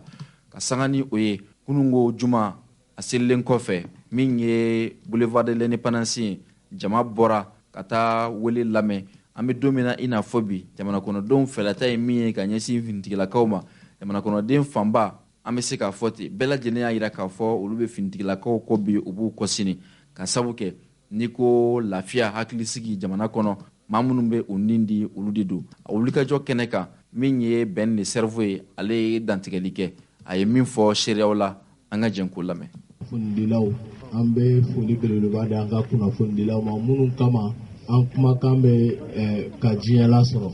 donc an bɛ bɛɛ fo ka fédération des personnes vivant avec handicap au président k'a fo a ka seli la kɛnɛ kɔnɔ k'a fɔ ni ala sɔnna ma an bɛ ɲɔgɔn bolo malikura jɔli la a diyara an y'a bonyana an ma. Opération Espoir tous Fama a minnu y'a initiative ta u sera kɛnɛ kɔnɔ u bɛ yan an k'u bisimila ni tigɛrɛ ye an ka tigɛrɛ b'a fɔ ko minnu ye initiative ta o kɔfɛ u kelen tɛ u ni maa o maa y'a initiative ta kɛrɛnkɛrɛnya ma an balimakɛ Segu Tunkara États-Unis kɔnɔ an ka tigɛrɛ fɔ a kun pour l'encourager donc u seli kɛnɛ kɔnɔ an bɛ dakuruɲa 2 d'u ma u ka foli kɛ donc u ka foli kɛ an grand frère Konate an bɛ dakuruɲa 2 d'a ma a ka wele da ka foli kɛ donc an bɛɛ faralen don ɲɔgɔn kan un peuple un petit une fois k'an ka wolomasiri tabaw kɔkɔrɔma don cogo di an bɛ se k'an faso bɔ bolo la an to tan di an to di an ma deli k'o di wa an tɛna tan di jugu ma ka se ka wo sɔrɔ ka don puisque an ye impérialisme kɛlɛ daminɛ ni mun ye fɔlɔ an y'a ɲini ka impérialisme yɛrɛ de dɔn et impérialisme ka devise ye min ye c'est diviser pour régner u bɛ Musa de bila ka Modibo minɛ o de la u bɛ Mali bila jɔnya juru kɔnɔ u bɛ Thomas Sankara u bɛ Blaise de bila k'o minɛ pour que u ka bi jɔnya juru kɔnɔ Libi u y'o kelen kɛ Kadhafi la toujours u bɛ don aw yɛrɛ de ni ɲɔgɔn cɛ pour que k'aw fara fara ka sebaya sɔrɔ mais anw ka génération ye o kalan sɔrɔ ni Ala sɔnna a ma u tɛ sebaya sɔrɔ anw ka génération kan donc o de tun b'an bolo ka kuma di Kɔrɔ Konate ma. N bɛ bɛɛ lajɛlen fo yarabi Ala ka jamana sabati jamana jugu Ala k'u malo jamana jugu Ala k'u nagasi yarabi hɛrɛ fɛn fɛn bɛ diɲɛ kɔnɔ Ala k'a kunsi Mali ma Afrique bɛɛ lajɛlen ma sɛlemu parce que mɔgɔ kelen ka sɔrɔ tɛ sɔrɔ ye ni Mali lafiyara ni farafinna yɔrɔ tɔw ma lafiya a lafiya tɔ bɛ kɛ tɔ ka jɛ ye donc Ala ka farafinna bɛɛ lajɛlen lafiya. Bon n tɛ fɛ ka don kuma la komi an ka jeliba bi yan anw maninkaw n'an bɛ yɔrɔ min n'an ka kuyatelakaw bɛ yen donc an bɛ kuma di olu de ma fɔlɔ olu ka dantigɛli kɛ donc n bɛ fɛ ka kuma sɛmɛ an ka kuyatelakaw la donc an na kan ale b'o dantigɛ donc n bɛ bɛɛ lajɛlen fo. An ye ɲɔgɔn sɔrɔ kɛnɛ min kɔnɔ badenya kɛnɛ don sinjiya kɛnɛ don yɛrɛwoloya kɛnɛ don an bɛ dugawu kɛ an ka silamɛ furu fɛn fɛn taara Ala ka hinɛw la Ala ka yafa k'u ye Ala k'u kaburu nɔrɔ k'a lase bɛɛ lajɛlen ma an nana kelenya kɛnɛ de kan an nana badenya kɛnɛ de kan espoir mɔgɔw yɛrɛwolo mouvement fɛn fɛn bɛ Mali kɔnɔ nin bɛɛ bɛ Mali ka taaɲɛ de fɛ nin bɛɛ bɛ Mali ka suma bɛn de fɛ Ala k'an bɛn ko la Ala k'an jigi fa fitinɛjugu min bɛ Mali kɔnɔ ka se farafinna jamana tɔw ma Ala ka fitinɛjugu fatu Ala ka bonya ani karama Ala k'o sabati Mali kɔnɔ an nara fila tɛ an nana an baden cɛman ni musomanw nɔfɛ wara dɔ b'an bolo a kunkolo minɛ cogo a bɛ ka k'an kamana gan n'an bɛ an bɛɛ ka jɛ k'a dilan ɲɔgɔn fɛ inshallah n'an sera k'an baden mɔgɔ 25 sɔrɔ ka don espoir commission na a bɛ laɲini aw fɛ de parce que an bɛɛ hakilina ye kelen Maliko in na bonya ani karama la an bɛɛ de kelen n'a ye mɔgɔ 25 sɔrɔ an bɛ baara mun na k'u don commission na an ka jɛ k'a fɔ ɲɔgɔn fɛ k'a kɛ ɲɔgɔn fɛ hakɛto bɛ nin kan salala Mahamadu. A diyara n ye Konate donc bi kuma caman tɛ ne bolo ne ka bi kuma ye ka wele da maliyɛn bɛɛ ma Mali fan 14 de Kayi a Tawudeni maliyɛn bɛ fa o fa jumadon a 14h pile an bɛɛ ka bɔ ko CEDEAO ka kalo 4 sariya sɔsɔ embargo jugu k'a ta k'a bi peuple malien kan pour que an ka wuli ka bila an ka autoritéw la ko an jɔlen tora an danbe kan an jɔlen tora an faso ko la k'a fɔ ko Faransi n'a jɛw a n'a ka kunnafonidi sɛbɛnw kunnafonidi siraw ka galon sigi anw ka armée kan olu dɛsɛra min na san 9 anw ka armée bɛ ka se k'o baara kɛ kalo 6 o galon jugu o de bɛ ka ta ka sigi anw ka armée kan an bɛ bɔ jumadon ko anw ye cɛfarisiw ye walahi anw ye cɛkisɛ jamanaw ye pour k'a fɔ ko daga bonya o bonya datugulan bɛ sɔrɔ an bɛ Asimi Goyita fo ka Maliki Jaw fo ka Choguel Kogala Mayiga fo institution fɛn fɛn bɛ transition kɔnɔ n'u wulilen bɛ k'u jɔ ko Mali tɛ jɔnya jamana ye ko wa ko farafinna bɛɛ bɛ bɔ bolola à partir du Mali la France-Afrique partira à partir la fin de la France-Afrique partira du Mali ko Faransi ka jɔnya juru tigɛli ka bɔ farafinna kana ko juru bɛ foni fɔlɔ Mali fɔlɔ de kɔnɔ o de y'a to bi farafinna bɛɛ jigi da mɛ Mali kan jumadon an bɛɛ ka bɔ ko an ka surasiw minnu bɛ k'u nin di ka anw lakana k'an ka jamana dugukolo lakana k'an bololafɛnw lakana ko an jɔlen b'u kɔ ko mɔgɔ si ka nkalon tɛ n'u hakili wasi u bɛ faso baara min na walahi an b'u kɔ dɛmɛ dafalen don olu bɛ k'anw lakana cogo min o de tu anw fana bɛ k'u lakana o cogoya kelen na o de y'a to jumadon maliyɛn bɛɛ ka ɲi ka bɔ k'an jɔlen don an ka armée kɔfɛ puisque l'armée c'est la colonne vertébrale d'un pays ni armée tɛ yen jamana tɛ yen an bɛ tigɛrɛ ba fɔ an ka surasiw kun cɛfini tabagaw minnu bɛ k'an ka jamana kumabɔ an b'an ka surasiw kɔ walahi wa an labɛn mɛn an ye min fɔ Kamara an ye min fɔ Asimi Goyita ye ko n'u mago bɛ kɛlɛcɛw la a dafalen b'an bolo walahi micro tɛ dɛ an pɛrɛnnen don u bɛ ka marifa ta cogo min bilahi talahi k'a ta o cogoya kelen na on est prêt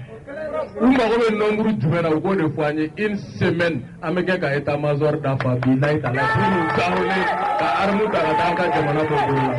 kuma phase banna dɛ kuma phase banna i siranna i bɛ sa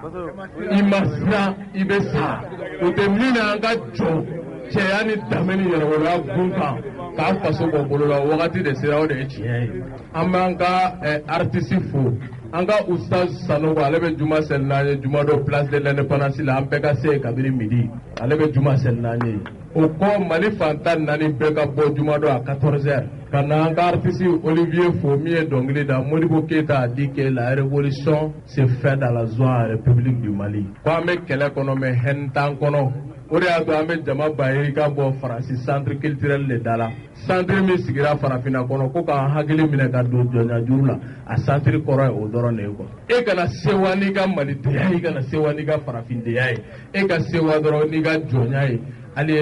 aliénation mentale et culturelle ko ka se k'o bila an kan mais an bɛ réunir o da de la des milliers de Français vivent à Bamako au Mali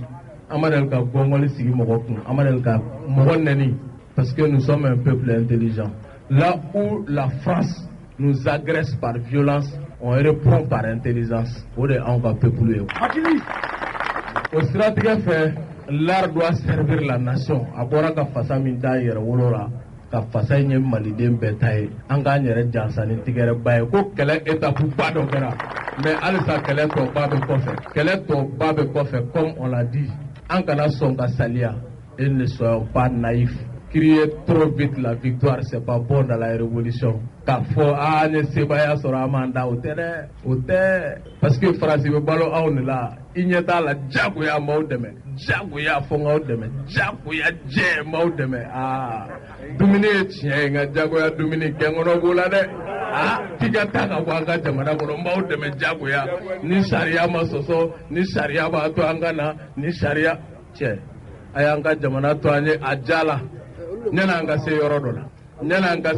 la u bɛ lamaga fɛn fɛn la an bɛna attaque kɛ Bamako dɛ an bɛ nin kɛ wallahi si la France tente un seul acte de ces arts elle va regretter pourquoi elle est venue au monde dugutigi ta ka dugu n tɛ si nin na o b'a sago kɛ ɲana a sa kuma tɛ a bɛ ni Ala cɛ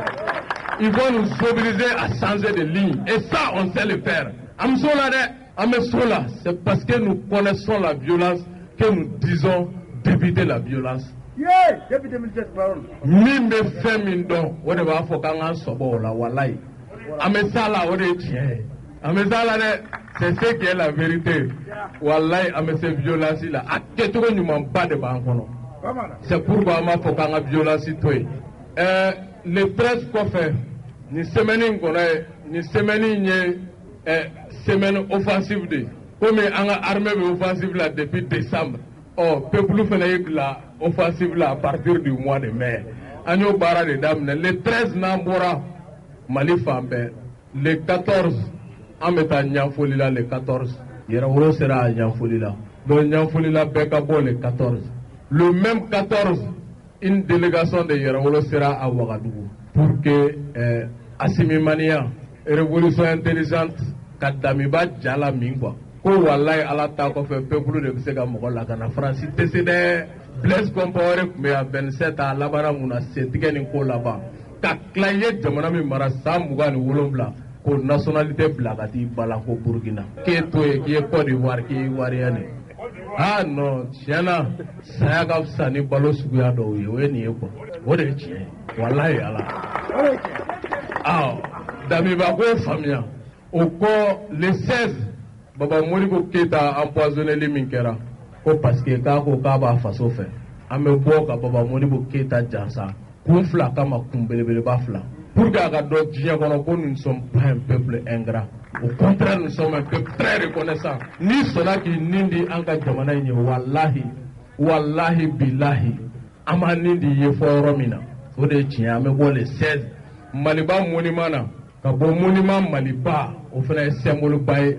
ka taga Baba Modibo Keita ka taa kaburu jura ka sama dugawu la ka dugawu ɲini a fɛ an ka Mali bɛ gu min kan ko Baba Modibo Keita anw bɛ k'an sen da i sen da yɔrɔ e jɔra yɔrɔ min an b'a ɲini Ala fɛ Ala ka fanga d'an ma Asimi Goïta an ka se ka tɛmɛ o yɔrɔ kan o y'a kun fɔlɔ ye ka wale dɔn filanan minnu bɛ balo la k'a yiru la quoi ko mɔgɔw ye kuma o kuma fɔ walayi maliyɛnw b'a dɔn ye n'i y'a dɔn maliyɛnw ye minnu bɛ balo la u b'a dɔn ko peuple malien tɛ ɲinɛ mɔgɔ ka ɲuman kɔ an tɛ ɲinɛ a kɔ donc Asimi Goïta a jɔlen ka to Modibo Keita jɔyɔrɔ in na fɔ an ka se victoire finale ma a kana saliya a kana kɛrɛfilɛ an ka taa dɔrɔn il y a rien devant c'est maïs foyi tɛ kabaju fɛn boli ma nɔgɔn n'a ye o de b'a ɲɛ o de tɔgɔ ko Faransi an ka avancer a timinadiya kun y'o de pour que Asimi Goïta a bɛ jɔ Modibo Keita jɔyɔrɔ la a dɔw la Modibo bɛ faga don min u b'a empoisonné don min le 16 mai 1977 an caman ma bange o mais bi n'i y'an bolilen ka na ko Baba Modibo Keita c'est parce que a jɔra jamana ye de quoi a jɔra jamana ye quoi et c'est important sinon c'est une exigence une obligation au retour an fana ka jɔ Baba Modibo Keita jɔra kun min kama n'an bɔr'o la le 21 an bɛ ɲɔgɔn sɔrɔ Zantigila Yɛrɛwolo sera Zantigila pour un meeting patriotique donc Zantigila bɛɛ ka bɔ ka kɛɲɛ ni le 21 le 25 pour terminer o ye Afrique tɔgɔladon ye don min Baba Modibo Keita Kwame Nkrumah Sékou Touré Tafari Magonen u bɛ min wele ko Haïlé Sélassié ni caman b'a wele Tafari Magonen olu welela k'u jɔ don min ko farafinna ka kɛ jamana kelen ka bɛn 63 ma le 25 mai 1963 o hakilina ye n'o ye farafinna tɔgɔladon ye ni Houphouët Boigny ko bi n'ale junior ye ado ye Houphouët Boigny junior ye ni Léopold Sédar Senghor ni Macky Sall ye Léopold Sédar Senghor junior ye an b'a ɲini Ala ka Asimi kɛ Modibo junior ye Ala ka Doumbouya kɛ Sékou Touré junior ye pour que farafinna bɛ se ka bɔ nɔgɔ la cogoya min na san 50 jɔnya juru kɔfɛ quoi an ka se ka jɔnya juru in tigɛ ten donc o le 25 journée de l'Afrique an bɛ ɲɔgɔn sɔrɔ Niamey Bazoum aura chaud ale min bɛ ka Barkhane bisimila bi an ye Barkhane bɔ yan cogo min wala an bɛ taa nɔfɛ Niger an y'o de fɔ hali ni Faransi donna mɛnɛmɛnɛ wo kɔnɔ an bɛ don a nɔfɛ hali n'a donna mɛnɛmɛnɛ wo kɔnɔ an bɛ taa a nɔfɛ an bɛ taa Niger interdiction de voyage de CEDEAO ko bɛn tɛ taa jamana si kɔnɔ a b'an ye Wagadugu ni diɲɛ bɛ wuli diɲɛ bɛ wuli a b'an ye Niamey ni diɲɛ bɛ wuli diɲɛ bɛ wuli den minnu wolola pour que ka siran o denw bɛ yen quoi o denw fana dara bamunan na minnu wolola pour que ka siran minnu wolola pour que ka jamana janfa aw ma siran k'aw faso feere anw ka siran an faso kumabɔtɔ o kuma surasi bɛn hɔrɔn minnu bɛ ka sa fɔrɔ na anw ni ka fisa n'olu ni ye ni anw ni ma fisa n'olu ni ye Evo Morales ko ne ma Venezuela il y a quelques mois à Caracas a ko la patrie a besoin de patriotes et non de vendeurs de patrie. Donc, on est comme un molo ka befo et que Dieu bénisse le Mali et que vous soyez à la merci. Al-Salameo, bela jele ka do ka fo kongloma